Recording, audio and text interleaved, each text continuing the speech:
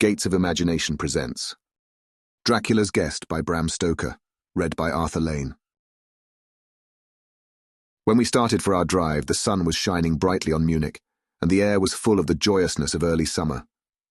Just as we were about to depart, Herr Delbruck, the maître d'hôtel of the Quatre Saisons, where I was staying, came down, bareheaded, to the carriage, and after wishing me a pleasant drive, said to the coachman, still holding his hand on the handle of the carriage door, "Remember, you are back by nightfall.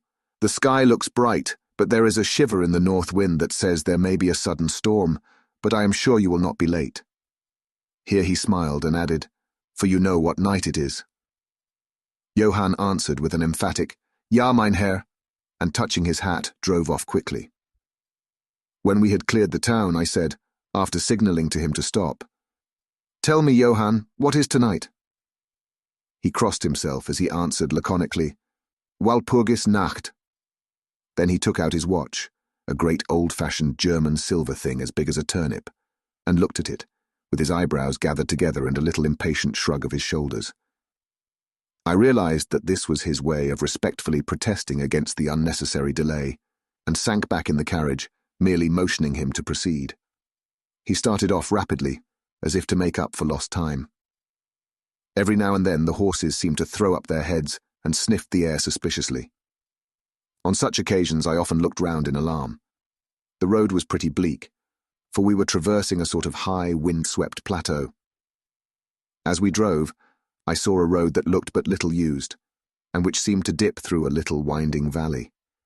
It looked so inviting that even at the risk of offending him, I called Johann to stop, and when he had pulled up I told him I would like to drive down that road. He made all sorts of excuses and frequently crossed himself as he spoke. This somewhat piqued my curiosity, so I asked him various questions. He answered fencingly and repeatedly looked at his watch in protest. Finally I said, "Well, Johann, I want to go down this road. I shall not ask you to come unless you like, but tell me why you do not like to go, that is all I ask." For answer he seemed to throw himself off the box, so quickly did he reach the ground. Then he stretched out his hands appealingly to me and implored me not to go. There was just enough of English mixed with the German for me to understand the drift of his talk. He seemed always just about to tell me something, the very idea of which evidently frightened him, but each time he pulled himself up, saying as he crossed himself, "Walpurgis Nacht." I tried to argue with him, but it was difficult to argue with a man when I did not know his language. The advantage certainly rested with him, for although he began to speak in English, of a very crude and broken kind, he always got excited and broke into his native tongue. And every time he did so, he looked at his watch. Then the horses became restless and sniffed the air. At this he grew very pale, and looking around in a frightened way, he suddenly jumped forward, took them by the bridles, and led them on some 20 feet. I followed, and asked why he had done this.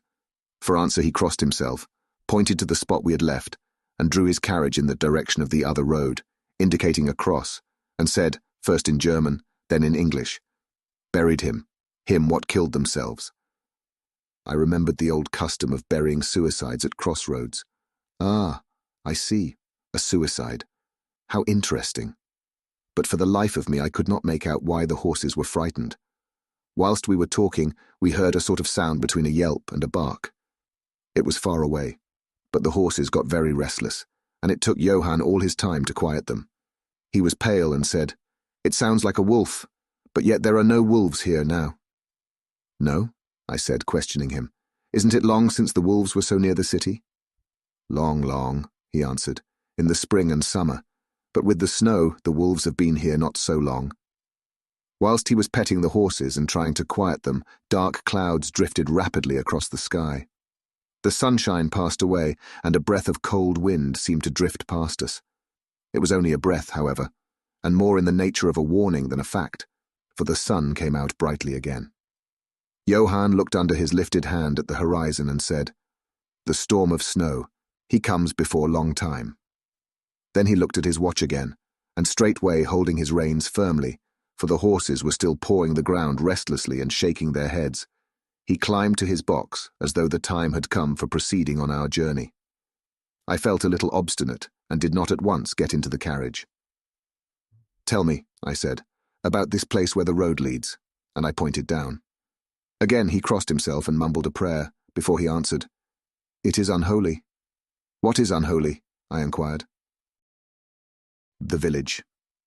"Then there is a village?" No one lives there hundreds of years." My curiosity was piqued. "But you said there was a village." "There was. Where is it now?" Whereupon he burst out into a long story in German and English, so mixed up that I could not quite understand exactly what he said. But roughly I gathered that long ago, hundreds of years, men had died there and been buried in their graves, and sounds were heard under the clay, and when the graves were opened, men and women were found rosy with life, and their mouths red with blood. And so, in haste to save their lives, aye, and their souls, and here he crossed himself, those who were left fled away to other places where the living lived, and the dead were dead and not something. He was evidently afraid to speak the last words. As he proceeded with his narration, he grew more and more excited. It seemed as if his imagination had got hold of him, and he ended in a perfect paroxysm of fear, white-faced, perspiring, trembling and looking round him, as if expecting that some dreadful presence would manifest itself there in the bright sunshine on the open plain. Finally, in an agony of desperation, he cried, "Walpurgisnacht!" and pointed to the carriage for me to get in. All my English blood rose at this, and standing back I said, "You are afraid, Johann. You are afraid. Go home. I shall return alone. The walk will do me good." The carriage door was open. I took from the seat my oak walking stick, which I always carry on my holiday excursions, and closed the door, pointing back to Munich, and said, "Go home, Johann. Walpurgisnacht doesn't concern Englishmen." The horses were now more restive than ever, and Johann was trying to hold them in, while excitedly imploring me not to do anything so foolish. I pitied the poor fellow. He was deeply in earnest. But all the same I could not help laughing. His English was quite gone now. In his anxiety, he had forgotten that his only means of making me understand was to talk my language, so he jabbered away in his native German. It began to be a little tedious. After giving the direction, "Home!" I turned to go down the crossroad into the valley. With a despairing gesture, Johann turned his horses towards Munich. I leaned on my stick and looked after him. He went slowly along the road for a while. Then there came over the crest of the hill a man tall and thin. I could see so much in the distance. When he drew near the horses, they began to jump and kick about, then to scream with terror. Johann could not hold them in. They bolted down the road, running away madly. I watched them out of sight, then looked for the stranger, but I found that he too was gone. With a light heart, I turned down the side road through the deepening valley to which Johann had objected. There was not the slightest reason that I could see for his objection, and I dare say I tramped for a couple of hours without thinking of time or distance, and certainly without seeing a person or a house. So far as the place was concerned, it was desolation itself. But I did not notice this particularly till, on turning a bend in the road, I came upon a scattered fringe of wood. Then I recognized that I had been impressed unconsciously by the desolation of the region through which I had passed. I sat down to rest myself and began to look around. It struck me that it was considerably colder than it had been at the commencement of my walk. A sort of sighing sound seemed to be around me, with now and then, high overhead, a sort of muffled roar. Looking upwards, I noticed that great thick clouds were drifting rapidly across the sky from north to south at a great height.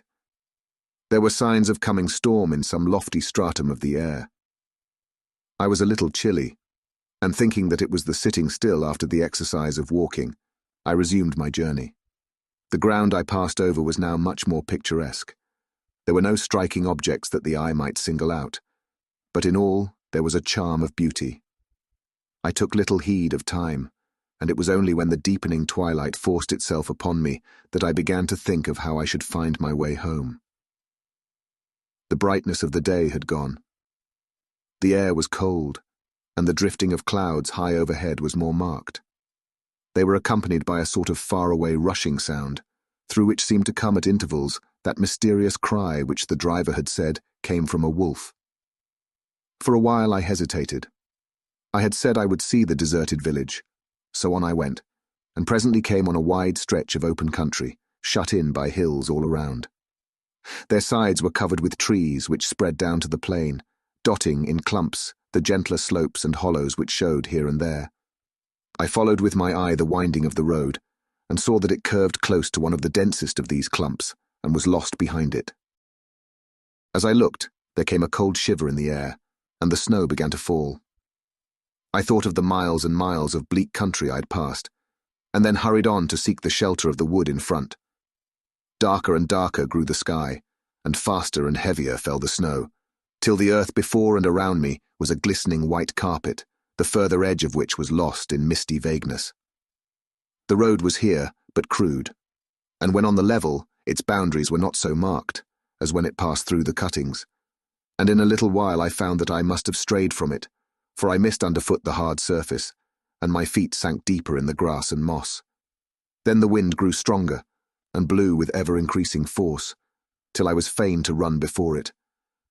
The air became icy cold, and in spite of my exercise I began to suffer.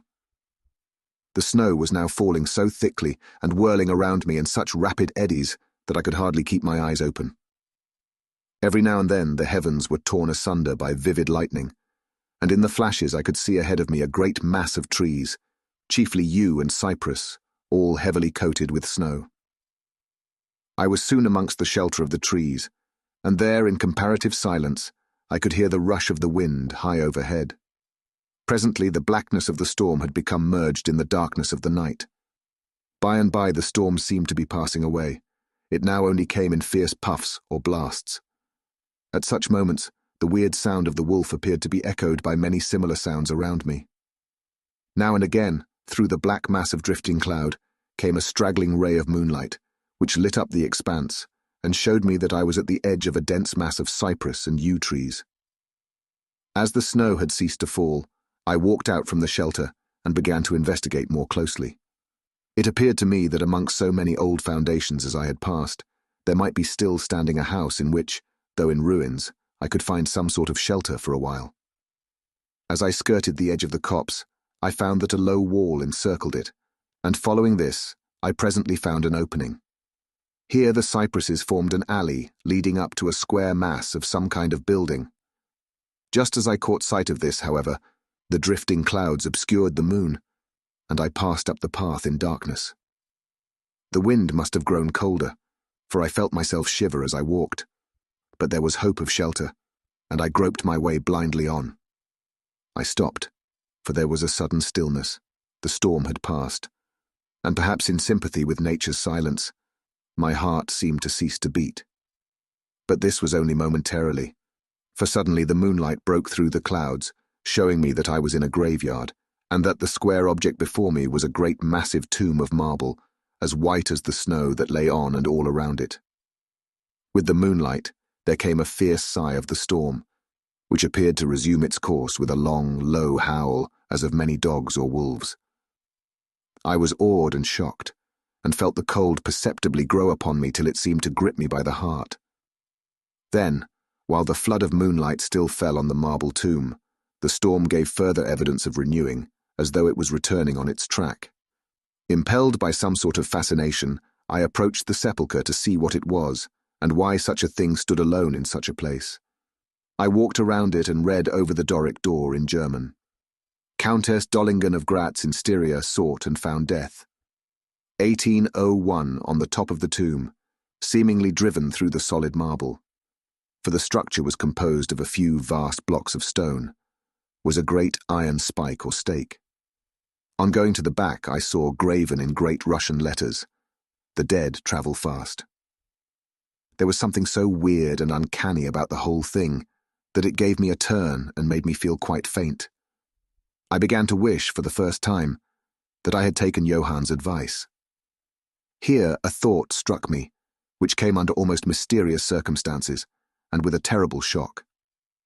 This was Walpurgis Night.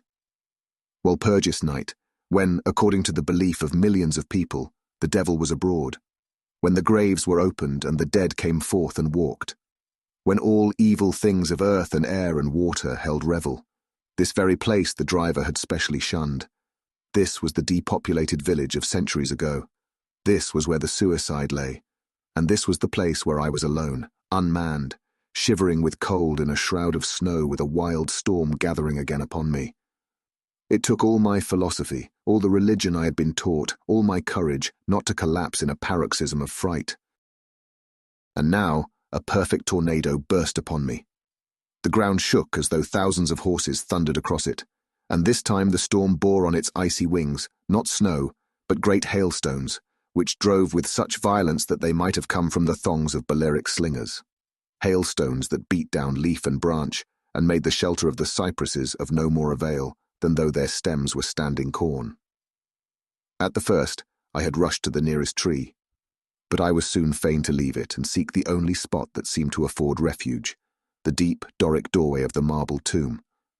There, crouching against the massive bronze door, I gained a certain amount of protection from the beating of the hailstones, for now they only drove against me as they ricocheted from the ground and the side of the marble. As I leaned against the door, it moved slightly and opened inwards.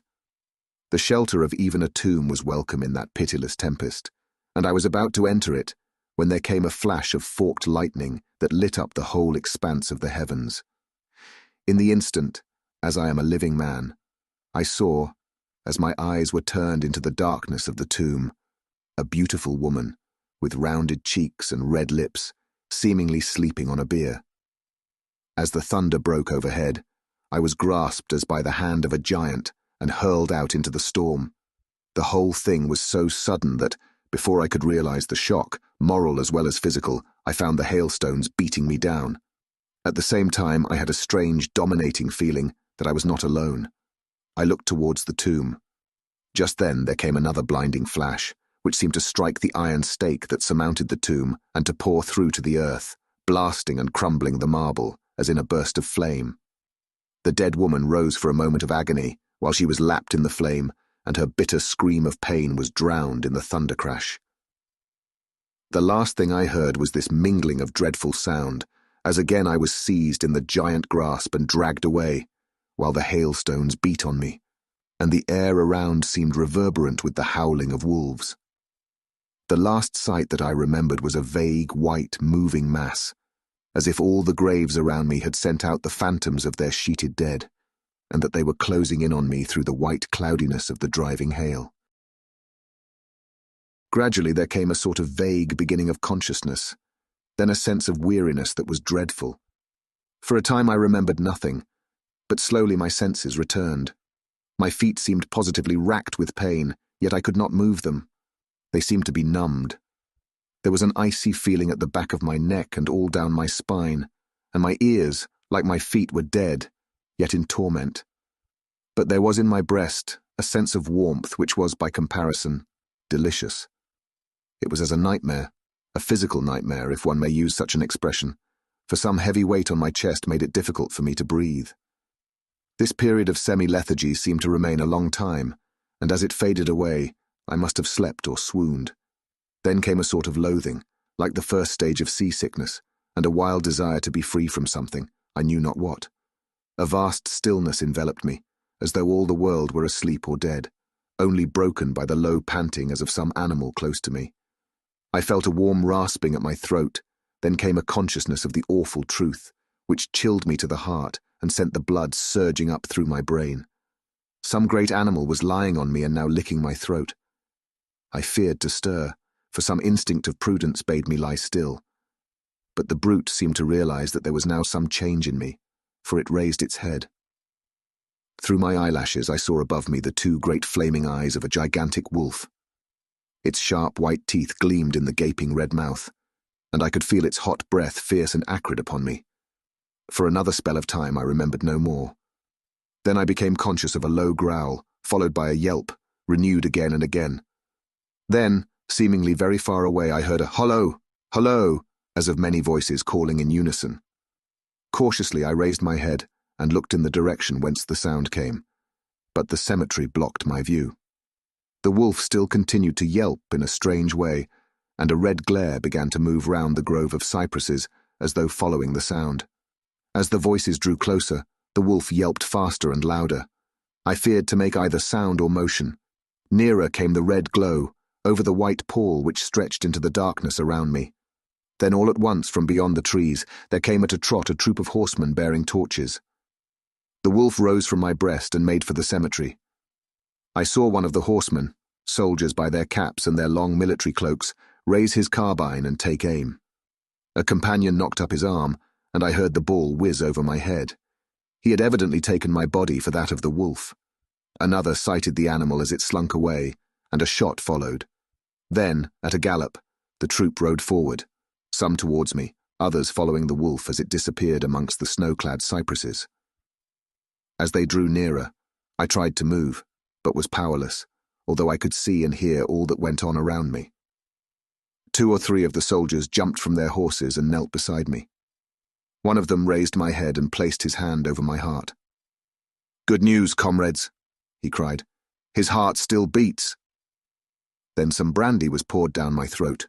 It put vigor into me, and I was able to open my eyes fully and look around. Lights and shadows were moving among the trees, and I heard men call to one another. They drew together, uttering frightened exclamations, and the lights flashed as the others came pouring out of the cemetery pell-mell, like men possessed. When the further ones came close to us, those who were around me asked them eagerly, "Well, have you found him?" The reply rang out hurriedly, "No, no. Come away quick, quick. This is no place to stay, and on this of all nights." "What was it?" was the question, asked in all manner of keys. The answer came variously and all indefinitely, as though the men were moved by some common impulse to speak, yet were restrained by some common fear from giving their thoughts. It indeed," gibbered one, whose wits had plainly given out for the moment. "A wolf, and yet not a wolf," another put in shudderingly. "No use trying for him without the sacred bullet," a third remarked in a more ordinary manner. "Serve us right for coming out on this night. Truly we have earned our 1,000 marks," were the ejaculations of a fourth. "There was blood on the broken marble," another said after a pause. "The lightning never brought that there. And for him, is he safe? Look at his throat. See, comrades, the wolf has been lying on him and keeping his blood warm." The officer looked at my throat and replied, "He is all right, the skin is not pierced. What does it all mean? We should never have found him but for the yelping of the wolf." "What became of it?" asked the man who was holding up my head, and who seemed the least panic-stricken of the party, for his hands were steady and without tremor. On his sleeve was the chevron of a petty officer. "It went to its home," answered the man, whose long face was pallid, and who actually shook with terror as he glanced around him fearfully. "There are graves enough there in which it may lie. Come, comrades. Come quickly. Let us leave this cursed spot." The officer raised me to a sitting posture as he uttered a word of command. Then several men placed me upon a horse. He sprang to the saddle behind me, took me in his arms, gave the word to advance, and turning our faces away from the cypresses, we rode away in swift military order. As yet my tongue refused its office, and I was perforce silent. I must have fallen asleep, for the next thing I remembered was finding myself standing up, supported by a soldier on each side of me. It was almost broad daylight, and to the north a red streak of sunlight was reflected, like a path of blood, over the waste of snow. The officer was telling the men to say nothing of what they had seen, except that they found an English stranger guarded by a large dog. "Dog! That was no dog," cut in the man who had exhibited such fear. "I think I know a wolf when I see one." The young officer answered calmly, "I said a dog." "Dog," reiterated the other ironically. It was evident that his courage was rising with the sun, and pointing to me he said, "Look at his throat. Is that the work of a dog, master?" Instinctively, I raised my hand to my throat, and as I touched it I cried out in pain. The men crowded round to look, some stooping down from their saddles, and again there came the calm voice of the young officer. "A dog, as I said. If aught else were said, we should only be laughed at." I was then mounted behind a trooper, and we rode on into the suburbs of Munich. Here we came across a stray carriage, into which I was lifted, and it was driven off to the Quatre Saisons, the young officer accompanying me, whilst a trooper followed with his horse, and the others rode off to their barracks. When we arrived, Herr Delbruck rushed so quickly down the steps to meet me, that it was apparent he had been watching within. Taking me by both hands, he solicitously led me in. The officer saluted me, and was turning to withdraw, when I recognized his purpose, and insisted that he should come to my rooms. Over a glass of wine, I warmly thanked him and his brave comrades for saving me. He replied simply that he was more than glad, and that Herr Delbruck had at the first taken steps to make all the searching party pleased, at which ambiguous utterance the maitre d'hotel smiled, while the officer pleaded duty and withdrew. "But Herr Delbruck," I inquired, "how and why was it that the soldiers searched for me?" He shrugged his shoulders, as if in depreciation of his own deed, as he replied, "I was so fortunate as to obtain leave from the commander of the regiment in which I served, to ask for volunteers." "But how did you know I was lost?" I asked. "The driver came hither with the remains of his carriage, which had been upset when the horses ran away." "But surely you would not send a search party of soldiers merely on this account?" "Oh no," he answered. "But even before the coachman arrived, I had this telegram from the boyar whose guest you are." And he took from his pocket a telegram which he handed to me, and I read, "Bistritz, be careful of my guest. His safety is most precious to me.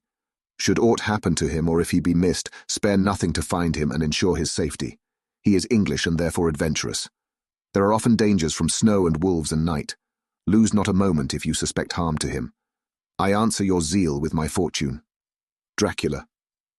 As I held the telegram in my hand, the room seemed to whirl around me, and if the attentive maitre d'hotel had not caught me, I think I should have fallen.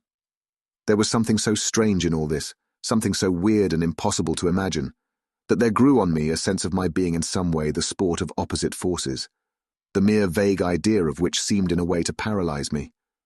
I was certainly under some form of mysterious protection. From a distant country had come, in the very nick of time, a message that took me out of the danger of the snow sleep and the jaws of the wolf. Thank you for listening. If you like our recordings, consider liking this video and subscribing to our channel so you don't miss any more audiobooks.